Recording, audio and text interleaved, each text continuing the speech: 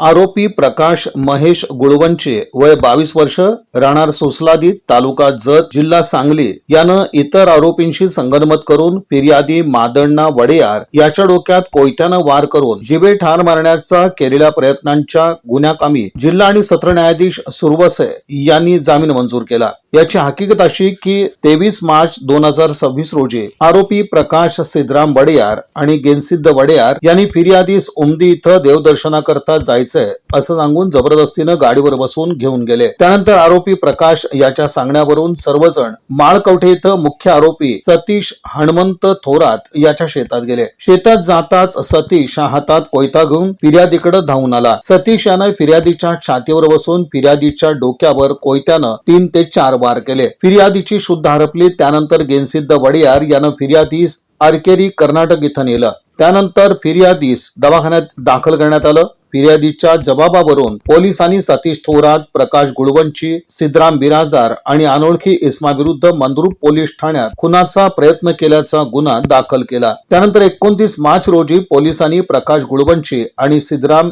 बिराजदार यास अटक करून न्यायालयात हजर केला असता न्यायालयानं आरोपीस 4 दिवसांची पोलीस कोठडी सुनावली। त्यानंतर आरोपी प्रकाश गुळवंची यानं ॲडव्होकेट श्रीपाद देशक यांच्या मार्फत सत्र न्यायालयात जामीन अर्ज दाखल केला। आरोपीच्या वकिलांनी असा युक्तिवाद केला की मुख्य आरोपी सतीश थोरात आणि फिर्यादीमध्ये असलेल्या भांडणाशी प्रकाश याचा काही संबंध नाही। प्रकाश यानं फिर्यादीस आरकेरी कर्नाटक इथून जबरदस्तीनं आणल्याचं फिर्यादी खोटेपणानं सांगतोय। तसंच गुन्ह्याशी प्रकाश यांचा काही संबंध नाही, त्याबाबत पुरावे दाखवून दिले। सदरचा युक्तिवाद ऐकून आणि ग्राह्य धरून न्यायालयानं आरोपी प्रकाश गुळवंची याची जामिनावर मुक्तता करण्याचा आदेश दिला। यात आरोपीच्या वतीनं ॲडव्होकेट श्रीपाद देशक, ॲडव्होकेट संतोष पुजारी, ॲडव्होकेट मोहन पवार तर सरकारतर्फे ॲडव्होकेट जन्नू यांनी काम पाहिलं।